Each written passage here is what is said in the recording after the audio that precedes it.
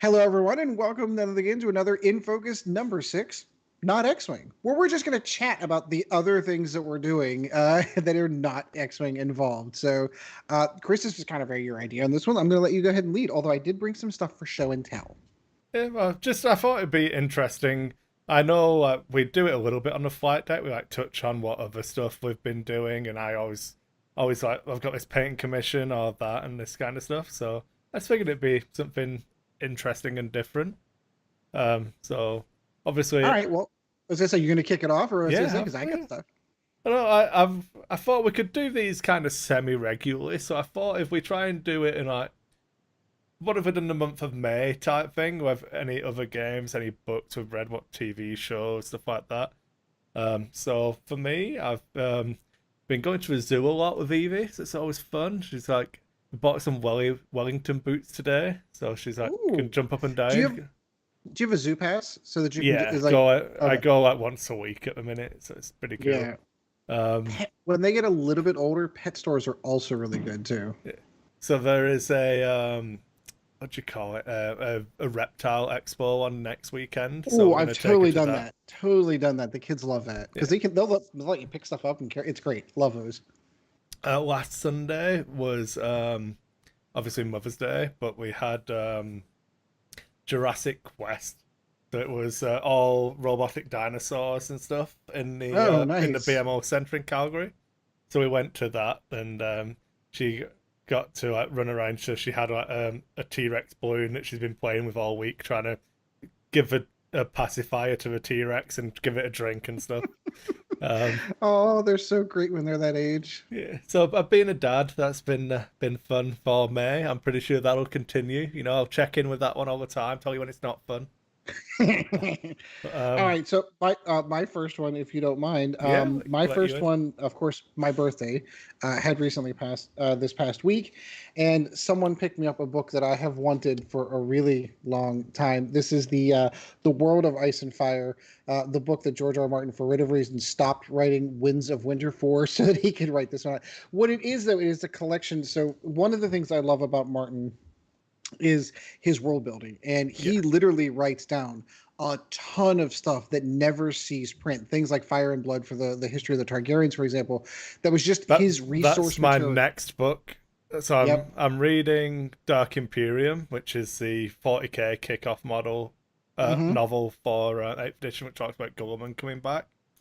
Yep. Um, I'm reading that at the moment, but Fire and Blood's next.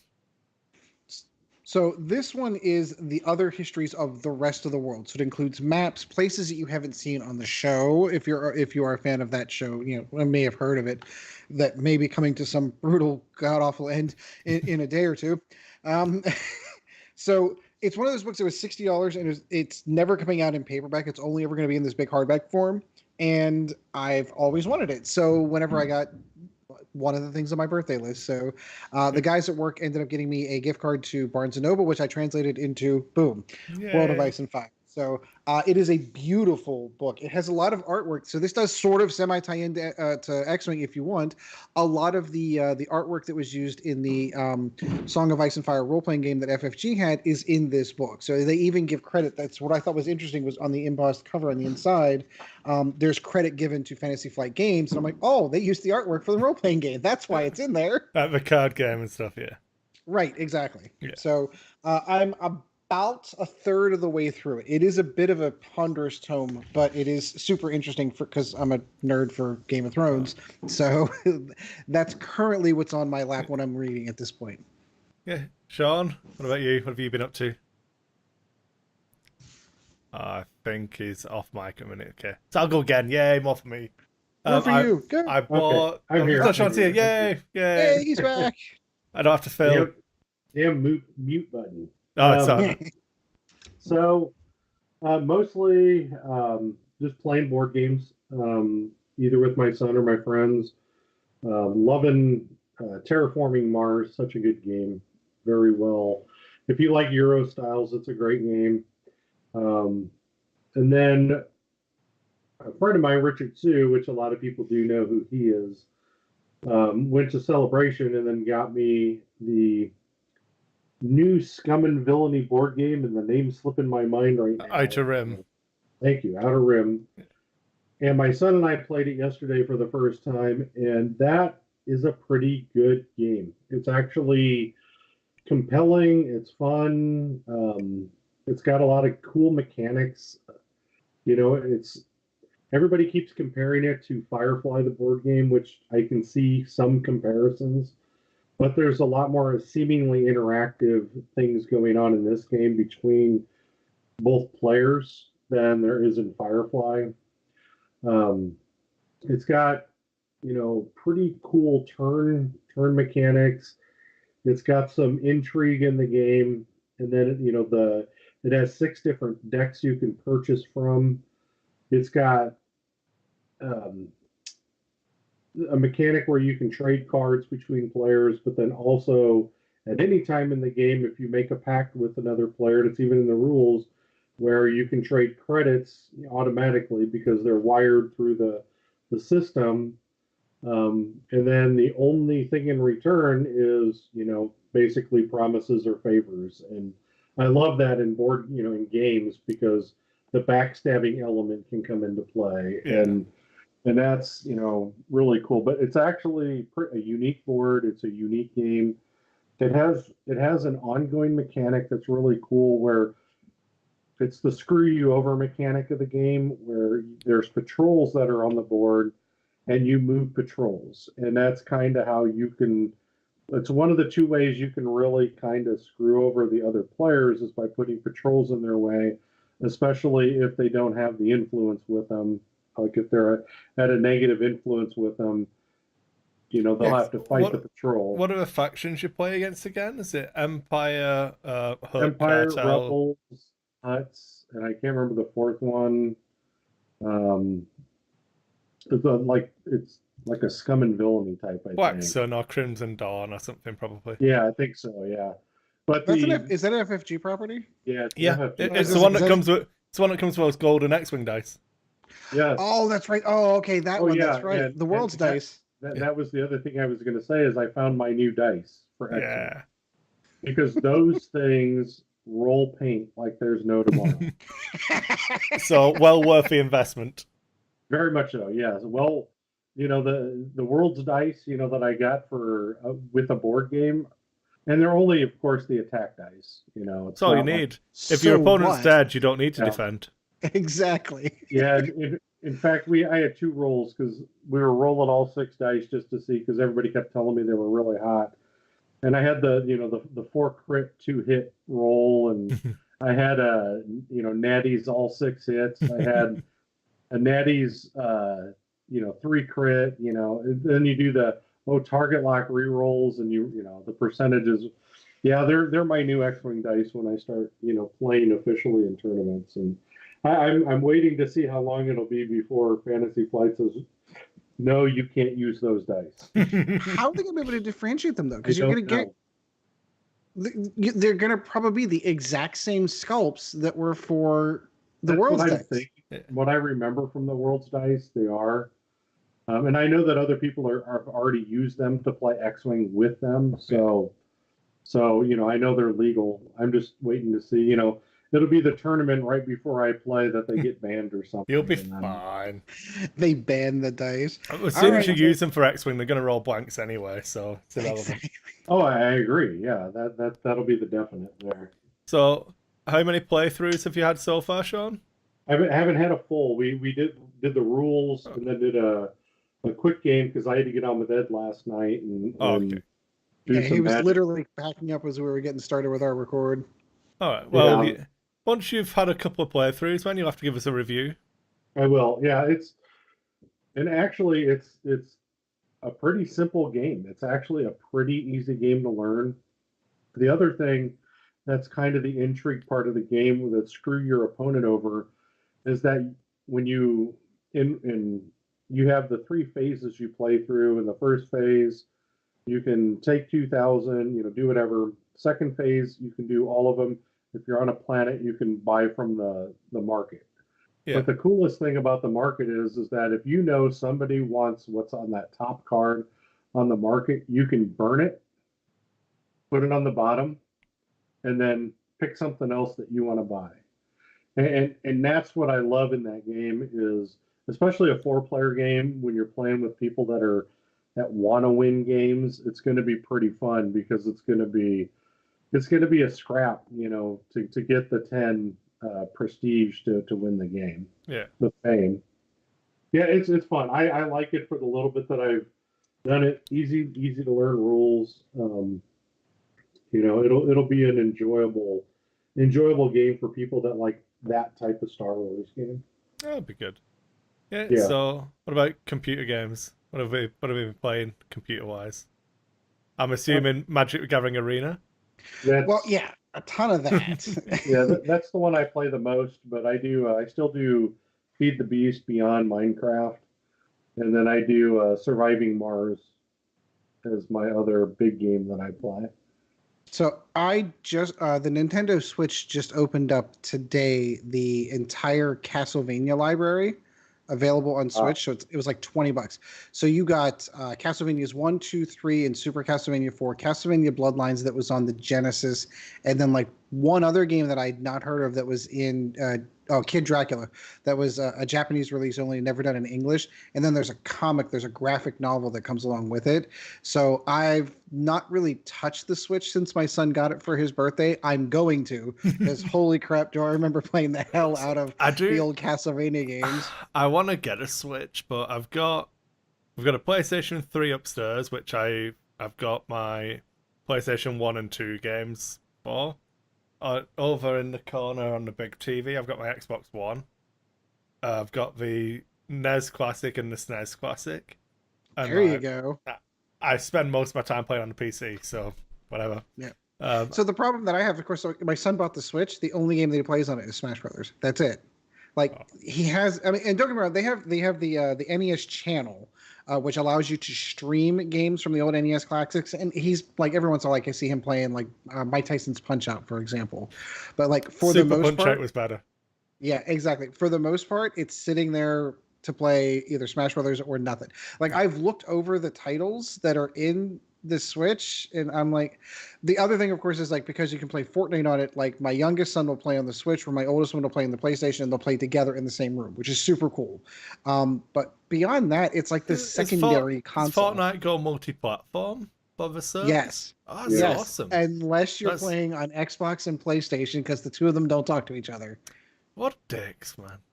Yeah, and it's totally PlayStation's fault. I'm not going to lie. They're the ones being the dicks. Microsoft wants to work with them, and PlayStation's like, no, not doing it. So my son can do it on the Switch. That's okay, but not the Xbox and the PlayStation. Yeah. So I bought Battlefront 2 because it was like $30 Canadian, which is like practically nothing. So I've played the first mission of that. So it obviously introduces you to Iden Versio. I just finished reading the book. So I felt the book was really strong actually. Sets up the characters really well, leaves them in a really good place. So I'm excited to see where the game takes me.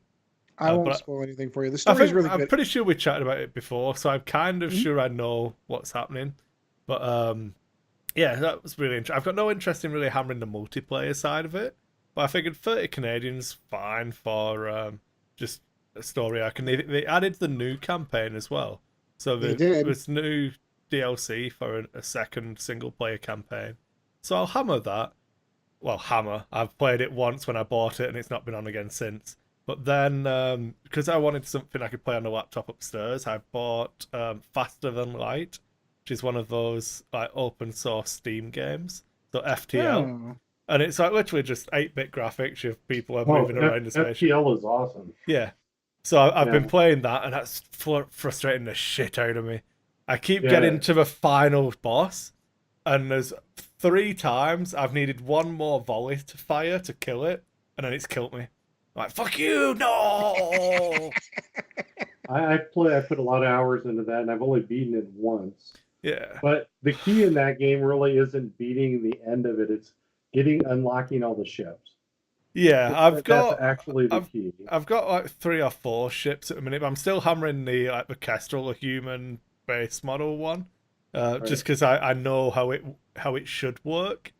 But it's so annoying. So you can't save and unless the only way to save it is save and quit. And then if you like, if you hard turn off your computer, you can't go back. You just fuck. Right. Oh, So you get this one playthrough. If you make the wrong choice, you're done. And it's all procedurally generated locations on the map and stuff. So like, you'll feel like you've got a really good chance. You'll go through to a next zone and just get wrecked. And I'm like, fuck. Right. Or you'll be okay. I've saved up a load of credits in this zone. Move to the next sector, and then I'll go through and it's like empty. Oh, awesome! So all of those credits I saved, I can't spend on anything. I'm running out of fuel now. Motherfucker. So that's been really good. I recommend it if you want a game that'll make you want to kill yourself, but you can't stop playing. You know.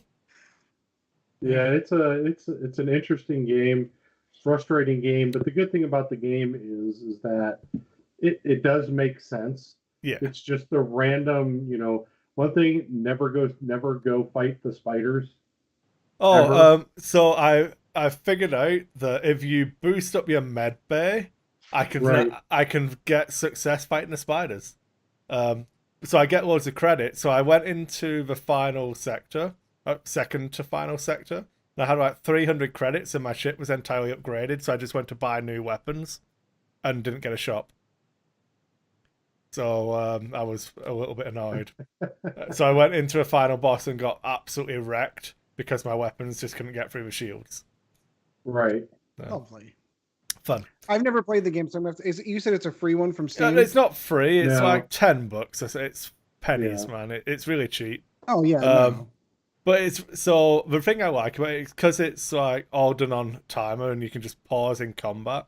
So you click on a dot on the map and your ship jumps to that location. Then you have a random encounter. But at any point you can just pause it. So if I can feed Evie, we can play for a bit, and it's not like draining the computer or doing anything bad. You can save and quit at any time. So it's one of those like I'll just do the next mission or I'll just see what happens next game. So you can keep clicking through it. So it's a good way to kill time, I find, without being too intensive. So that's why I've been hammering it. Yeah, I'll do that. Actually, I play that like if I'm playing Magic Arena, and it's a game where you can, because it's easy pause, spacebar pause. You just click in between the two. Or if I'm watching a movie, I'll play that at the same time.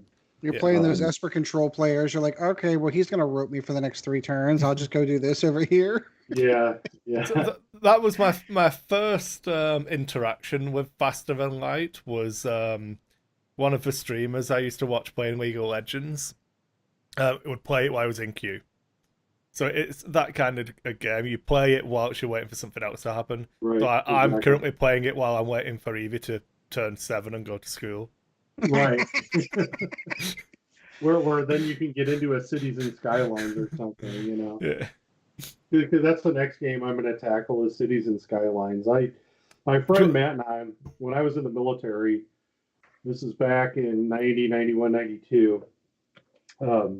My friend Matt and I, he had an Amiga 500, and back then that was one of those shit hot computers back then, because it was could do graphics really well for that time, and it was kind of like a pseudo console style graphics with computer power, and we would play, but the game we would play, and back then both of us smoked, and I had this huge ashtray. It was probably 14 by 14 inches, and we would play, literally we would get off work because we worked a rotating schedule, and we'd get off like at midnight on our last swing, and then we get a 24-hour break, and then we would play literally from when we got off to the point where we had to get 8 hours of sleep before our mid shift started. It was, we just in our 4-day break at the end of the mid shift, 3-day break at the end of the mid shift, we would sit there and play it probably 2 straight days, just no sleep, just play it. We'd be hoarse from smoking, drinking pop and smoking, never eating enough. It was a blast. It was my favorite game. So Cities and Skylines is like it's like the ultimate wet dream version of that game, where you're doing everything. It's better than the old SimCity 2, 3, 4, where you did electrical and plumbing and water and all that. But it's inexpensive, you have to, it's like $60 to buy it.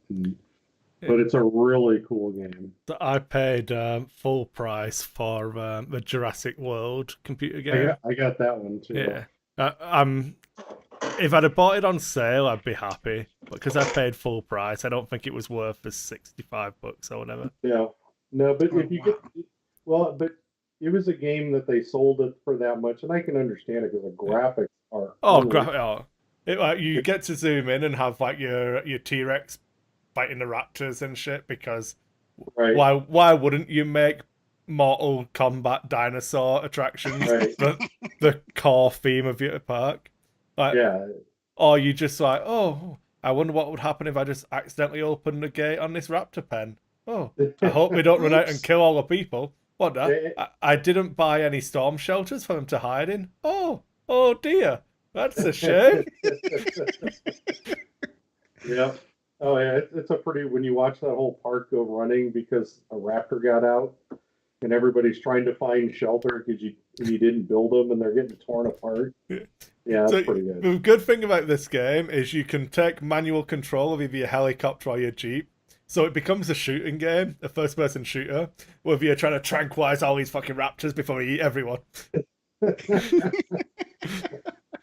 the game within the game. Yeah, it's good fun. It's like when if you ever played Theme Hospital and you shot enough rats, you got to do the secret level where it was just shooting rats as they run around a building. Yeah, I never heard of that game. Yeah. Neither did I. Yeah. But so I've got a good one for you, Sean. If you liked Faster Than Light and that kind of SimCity style game, have you played or heard of Rim World? No. RIM World, Rim World. It's really, really good. It's, again, the same kind of graphics as Faster Than Light. And it's all procedurally generated. But the core concept of the game is you're survivors of a crash on a planet. Deal with it. So you start off with like 3 colonists, and you've got to build a colony, and you get you have a section of the map, and then you can send out caravans trying to find stuff and develop technology and all of that. But again, that's another really unforgiving game. Do they get diphtheria? That's the only question. They get sick. They have emotional breaks and go psycho and randomly start beating each other up or stop eating. Or what's that? None of you people actually know how to cook. Hope you don't spend the first 7 days of a game getting food poisoning for everybody. It's like Oregon Trail in the future. Yeah, but it's like it's the 8-bit Sims Oregon Trail version. Yeah, it's like do you want? Oh, what's that? You're all sad because you don't have entertainment because I've been sending you to mine. I've been forcing you to work in the mines for a week. All right, well, I tell you what, I can afford to get you a horseshoe and a stick, so that they'll stand around outside throwing this horseshoe at this stick. Like, yay! This is the most fun I've had in decades. It was really fun. Go on, Sean. No, that'd be hilarious. That is just. I also backed a Kickstarter not too long ago with a game called Space Haven. So it's another sim because I have an astigmatism, so I get sick if I play first-person shooters. Yeah, I'm the same. I can't play them. Yeah, I tried, and I'll go and play it once in a while. But PUBG, if I play it third person because I don't get it that bad when I'm playing that. But Space Haven, it's in alpha right now, so you kind of did the Kickstarter, and then you got an alpha key and stuff, and it's actually a pretty good game. It's you build your own spaceship, and they're going to expand on. I think you're going to go and do major missions and things like that. But the premise of it is you build a spaceship, and it's kind of right now it's kind of a sandbox style, but there are limitations to it. It's pretty cool. I think you can actually still buy into it through their store. Not 100% sure though. You know, Are- go on, and you've I not was had gonna say, anything for a while. I was gonna say, I've got one thing I want to bring up. Well, two actually. I have a real quick story I want to share, and then I want to talk about something I'm super excited that hasn't come out yet, but is coming out by the end of the year. I got to have a really cool father-son moment. You get those every once in a while. So my 8-year-old son came to me and said, "Dad, I need a book." He's in the middle of his standardized testings, and they know that all week that they're going to be doing all these tests. And he's like, "I need something to read." I'm like, "Well, just take a book. We have hundreds of books in this house." He goes, "Well, so Lily's books are all for babies, and Gabe's books are all too big for me. So I have nothing I can read that's for me." And I went downstairs to my little D&D shelf over here. And do you guys remember those Endless Quest books that TSR put out that were Oh, the basically tell your own, choose your own adventure Yeah. style? Yeah. And he burned through those 5 books. And like I said, I have the ones from the 70s and the 80s still here, and he loved them. So much so to the point that he burned through all of those. I had to go out and buy more, the new ones that Wizards is putting out. And he's burned through all of these too. So in preparation, first of all, that was a cool father-son moment going, I remember reading that book. And first, his evaluation of the new books as opposed to the old ones, he's like, the new ones are too easy. He's like, I never die. The old ones, I died all the time. Mhm. So of course I'm thinking about running for the family. I know, Chris, we had talked about this before. I think I've got Curse of Strahd, which is the basis for the Ravenloft campaign setting, which was absolutely one of my favorite. Yeah. So I'm thinking about doing that just for the family, like just doing it for the kids. I initially wanted to bring Chad and all the guys in, but like it kind of like pushes them aside Yeah. because it's like, all right, the kids are going to sleep. Now we're going to play like, real D&D. But I think they're at that age. I think they're there. And on the topic of role-playing games, Chad sent me this link probably about a week ago. There's a publishing company called Free League, which I had never heard of before, who now has the IP property for the Alien universe, and they have an Alien role-playing game that is coming out this year. It's like completely surprised. Like I had no idea that they were doing it. So I am super excited because the only role-playing game that they have ever done in the Alien universe was basically it was Marines in space. Like you had the xenomorphs, they were kind of there, but it was mostly just Marines in space. It wasn't a very good game either. I mean, I bought I it. randomly generated my character. I have an egg inside me. Yeah. Fun times. Woo! So just the concept art that they have on their website and the fact that they're saying it's coming out this year, I'm super excited. The concept art alone that they have on there is beautiful. So they are I think they're a Finnish. They're one of the, and I don't mean to offend anyone. I genuinely don't know. They're one of those Icelandic northern kind of Nordic. Nordic countries. That's the words I'm looking for. Is where they're from originally, but I'm really, really looking forward to it because like I'm a sucker for good role playing games, and this is one of those things I always wanted to role play well in the Alien universe. So I'm really looking forward to that one. So I'm starting a new. I'm playing in a new D&D campaign on Tuesday. We're starting up our first session.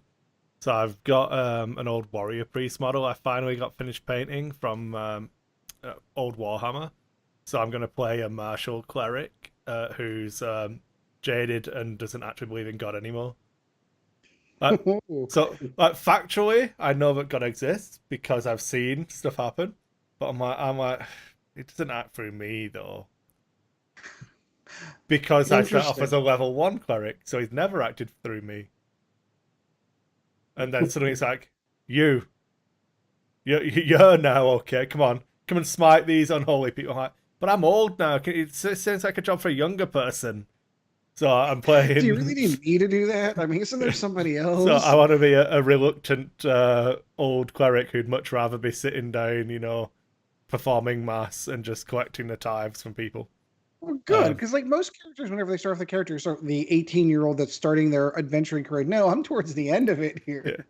Yeah. Are you running a specific module, or are you doing a homebrew campaign? It's homebrew.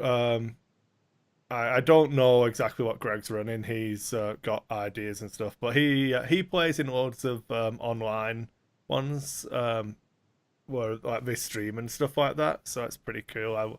I was watching him play while I was trying to get some work done last night, because they stream on Friday nights, so that was pretty good fun. But I've bought so many role-playing games recently. So I've got all of the new Warhammer Fantasy roleplay. I bought the 40k role-playing game. I bought all the Infinity Who's the Roll. new publisher for that? Because obviously FFG had. Ulysses, I think it is, something like that. I'll shoot you a link for the new 40k one. Wrath and Glory, it's called. I don't know how we role played in the 40k universe. We did the 40k one from FFG, and I gotta say I didn't particularly care for. So you know the stupid thing with role playing in the 40k universe is nobody wants to live there. Right? It's like, okay, so you guys are happily going about your day, doing some adventuring, and oh look, there's a Chaos Space Marine there. What do you do? Oh well, I hide. Yeah, I it's a die because fucking it's an Chaos 8 foot Space. tall super machine. So you've got your las guns, all 10 of the party, so you all shoot at him. So it does nothing. He gets his bolt gun. He shoots you once, and then the detonation of this miniature missile explodes inside you. And let me roll 10 D100s for damage. How do your 7 hit points feel? Are you dead? Oh man, fucking sucks. Best we roll new characters. Yeah, combat was brutal. So, like, I think how did it work out? Like, whatever came out, it was the Inquisition first. Yeah. So you had this. You started off on the Inquisition level, and then they slowly introduced they did Astartes into the game. And as soon as Astartes came into the game, like, what the fuck? Yeah, it was Heresy. I forgot what it's called. No, Dark Heresy was Dark Heresy, exactly. Inquisitor's Retinue. Then Rogue Trader was you worked on a Rogue Trader ship, and then Death Watch was you were an Adeptus Astartes in a Death Watch squad, and that's fine. But you cannot play an Astartes in a non-Death Watch game because like, oh, what do you do? So it's downtime now. What are you guys doing? It's, I'm going to practice this. I'm going to go shopping and buy some stuff. I'm going to go and infiltrate this cell and try and get more information. What do you do, Astartes? I go into a coma for a bit. Wake me up when something needs killing. For the we march for McCrag. It's so true. Like the Road Trader one sounded kind of cool, but then the instant that something like that comes in, it just completely broke the game. Yeah. So I've got all of the old. I think I've got almost all anyway of the old Warhammer Fantasy roleplay ones, so I can roleplay like Beastmen and Skaven and stuff. Oh, okay. So you're talking the old one. Yeah, the second edition, but I've got the new one as well. Yeah. By Cubicle 7. So I want to do so much for role playing. I've literally spent a good chunk of money on role playing games I will never get to play. Call of Cthulhu. I bought that. I've got a whole bookshelf of stuff I've not touched in forever. Yeah. So I was going to say one game we should play going back to computer games is I have Warhammer 40,000 Inquisitor Martyr, which is like Diablo in 40k world. So okay, and that's have my interest, and that's multiplayer as well. So we could all play that together. All right, hold on, and I will bring this up live. What's the game called? Inquisitor Martyr is what you want to search for. I think it's on Steam. I got in early access, so I that's where I've got my T-shirt for it. I've still not. I've plan on getting it. I came here to purge the Unqueen. Dissect Kris, Inquisitor Martyr. Oh, lovely. And then my big 40k chalice and in the cabinet and stuff. Oh. I just want to see some, because I'm going to make sure the volume isn't on this, so it's not actually coming across. But I want to see what some of this looks like. It's exactly like playing Diablo, but 40k. Okay, so it can't be the same because I mean, okay, I totally get the idea of like bolt gun and chainsword kind of thing, but I mean, if I've got a heavy bolter, or if I'm in Terminator armor. So you play as Inquisitor Retinue again. So like I'm playing as what's effectively a Calidus assassin. So I go invisible and jump in with my phase sword and chop shit up, and that's been good fun. I keep coming back to it and then taking a break, but I'm chipping away trying to get through all the story arcs of that. But the really good thing about that game is when they publish new chapters and the community plays them, and depending on what options they all choose, affects the story of the sector. So like the sector could fall to chaos because everyone's gone as heretics and is all choosing to do evil stuff, and that will affect the ongoing story. So Oh my god, this looks so good. yeah, I've You're been right. enjoying it.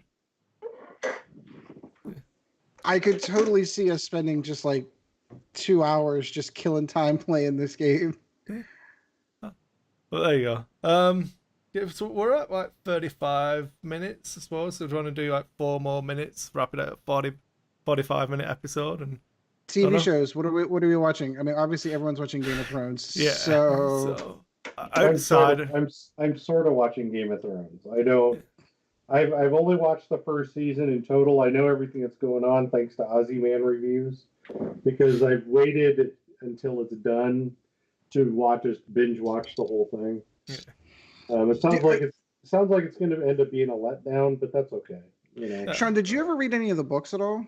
No, I actually have the books in Kindle form, and it's probably one of the things I'll start doing is reading those books once it's I'm gonna over. have. I know I'm normally guilty of this one, saying this one, but there's a reason why it's a cliche, because it's true. I think the books are better than the show. Not that the show hasn't done a good job. I think, well, I'm not going to do it. We're going to go on. So we are going to do a Game of Thrones in focus after tomorrow's episode. But so on Game of Thrones, obviously, closed. I've been watching it. I've read the books, but yeah, we'll come back to that. So outside of Thrones, I've been watching The Wiggles. So I know all of the songs. So ready, steady, wiggle. What else? There was an old man named Michael Finnegan. He had whiskers on his chin again. Along came a wind and blew them in again. Poor old Michael Finnegan. But Evie likes that one at the moment. Yourself, like driving around without the baby, and you'll sing those songs in your head. Just, what the hell is wrong? This is my life now, man. I'm all in. Oh yeah. So Evie does like Twinkle Twinkle, Twinkle Twinkle, like a diamond in the sky. She's good. She gets all the actions down. So watch The Wiggles. We watch Word Party, which is a Netflix kids show.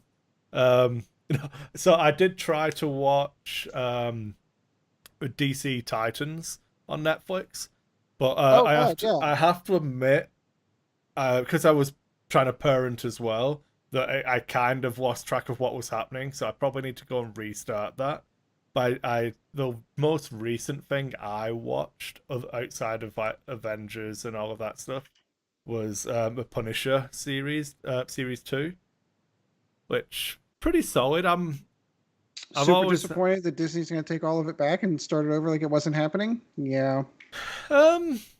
So I don't really mind so much because I enjoyed the Punisher film that's got John Travolta in it as a villain. You know, it won't be the first time. Like fucking hell, how many Spider-Man movies have we seen? I know. You know? I guess the problem I have is I think that Netflix did a really good job. I don't disagree. Daredevil was really good. I suppose we can. I'll say it. Even though they cast a white man as Immortal Iron Fist, you know. Okay, so that is one I Danny Rand being white. Oh.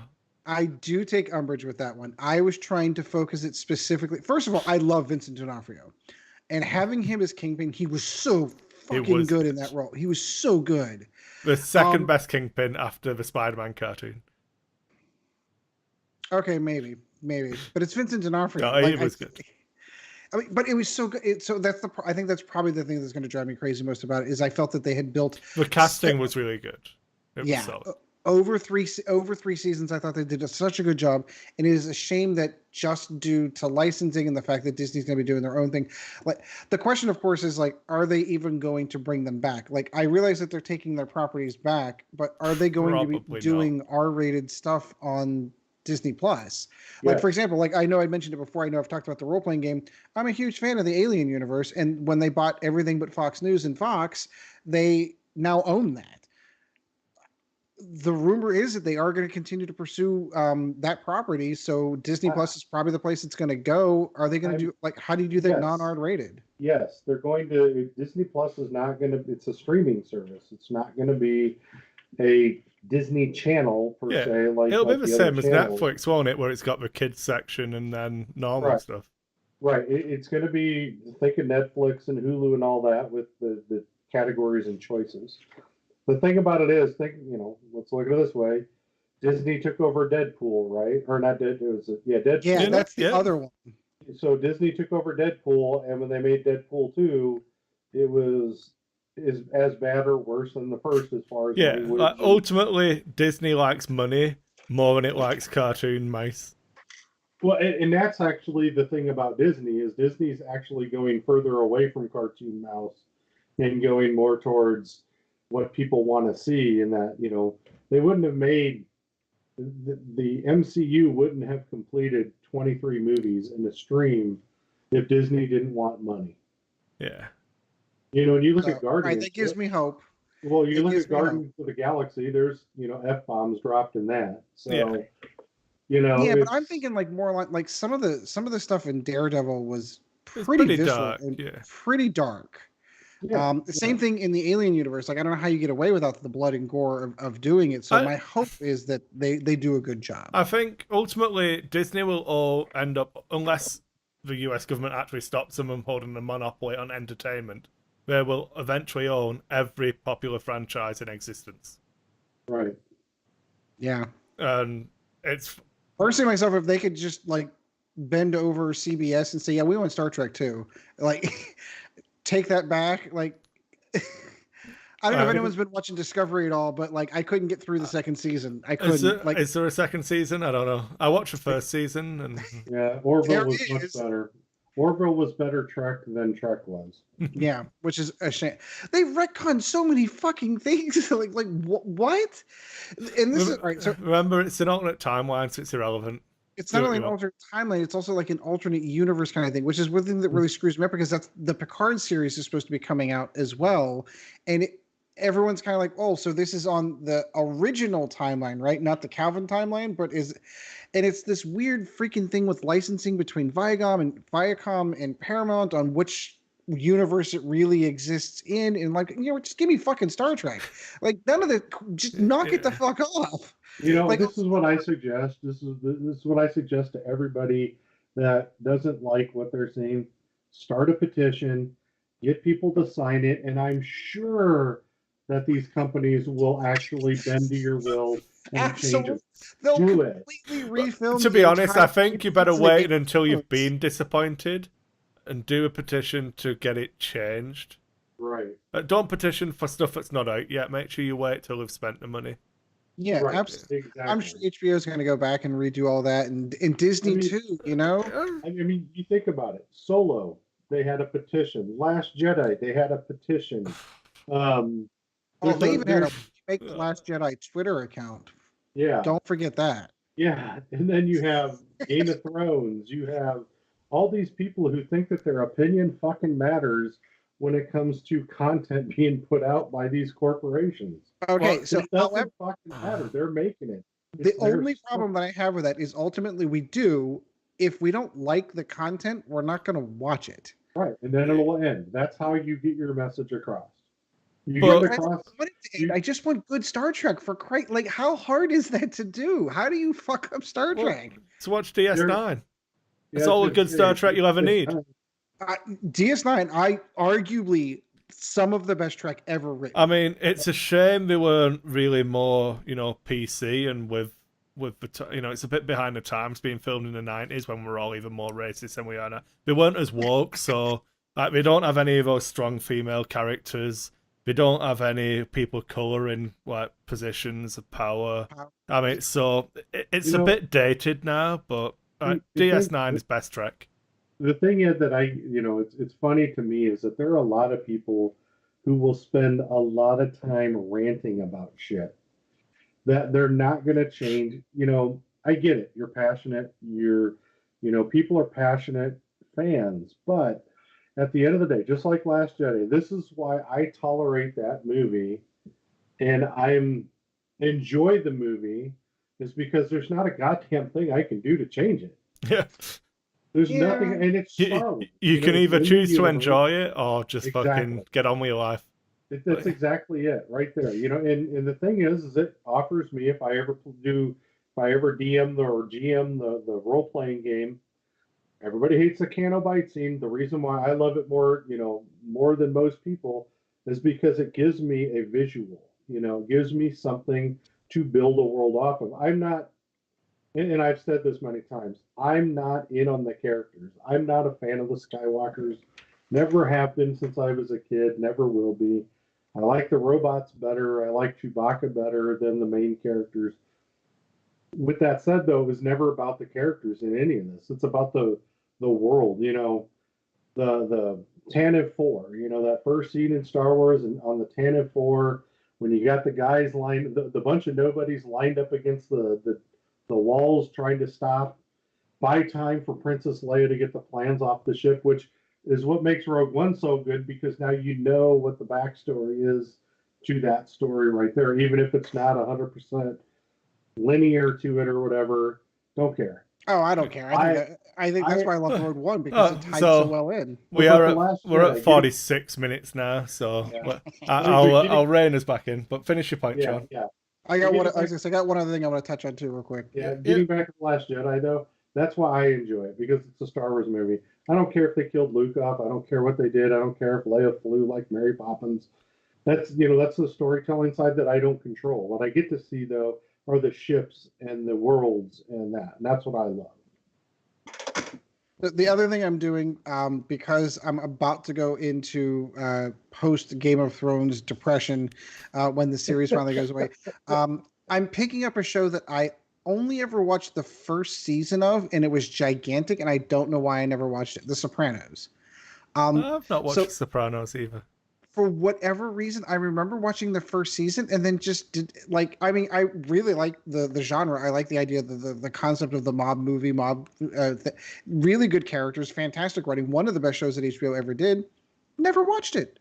Just like The Wire. The Wire is another one that's on my list of one of the ones I just never watched. So I'm going through The Sopranos right now. I think I'm in the third season now, and then I'm going to move on to The Wire after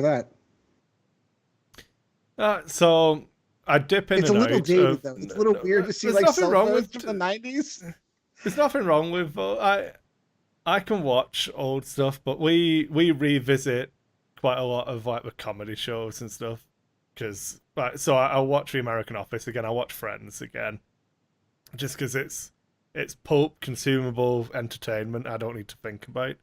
But if it's going to be a real show, I have to watch, like a Game of Thrones. I need to like have a schedule, a set time, and like hammer through it. So we were watching Breaking Bad, but that kind of fell off because we'd not good seen show. that. So I think we're on like season 3 or season 4 of that. Such a good show. My guilty pleasure is Westworld. Westworld's so good. I watched the first season. Good. I've not watched the second. I need to get back on it.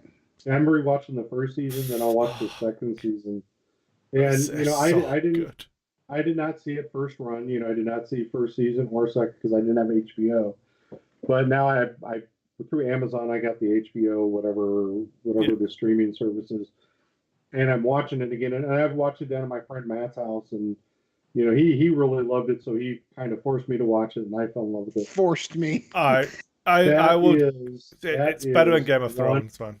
It is actually. I mean, first season to second season, I haven't seen all of second season. I saw like the first 4, where the big reveals start to come into play, and holy crap, that movie, that show is so good, and the thought process behind it, and. Season 1 is a pinnacle. Season 2 isn't as good, but it's because season 1 is so good. So good. Anthony Hopkins was so good in it too. Oh yeah. Well, the story that's being put out there about Anthony Hopkins' character is just unreal, and oh my god, I won't say anything because if you're out there and you haven't seen it, I haven't seen season 2 yet. So like, I may have to pause. It sounds like I have to pause my Soprano run to pick Westworld back up. Westworld is well worth the time. The episode, it's the only show where I actually don't get distracted from, my ADHD that I have that causes me to, with my weird talking style. It's the only thing that I can actually focus on everything, and I love the pieces because there's elements. If you're focused on the foreground, you're missing the background. Yeah. and the background pieces actually matter in a lot of it. And Hmm. it is an amazing show. All right. Well, I guess I'm gonna stop my Soprano. The Sopranos have been done for a decade, so I can jump back on it later. Right. Maybe I'll just pick up Westworld. Yeah. Okay, I think we're done. I don't know. Oh yeah, no, I think Has we've anyone talked else got our brains out. anything? I mean, so this is supposed to cover us for like May, so we'll try and meet up again in June and do another one of these. I think it's fun. Or sooner than that with Game of Or Thrones. Monday. Oh, so no, sorry. I mean, as in this, not X-wing. Oh, okay. Yeah, no, absolutely. If we try and do what we've been doing that isn't X-wing once a month. Obviously, Yeah, no, I'm on board. we can do other stuff on top of that as well. But I think just chatting and having this is literally what Lack of Focus should be, because we don't really talk about X-wing anyway. No. I tried to tie it in briefly with Fantasy Flight Art, and then we talked about the role-playing games that they did that I actually didn't care for. So, all right, so that's gonna do it for Lack of Focus. You don't even want to go through any of the stuff. Just want to say goodnight. Yeah, but this is for the Patrons anyway, so thanks a lot. Thanks, guys. You guys rock. Yeah. Yeah, now if you just let patrons win prizes, come on, guys. You monster.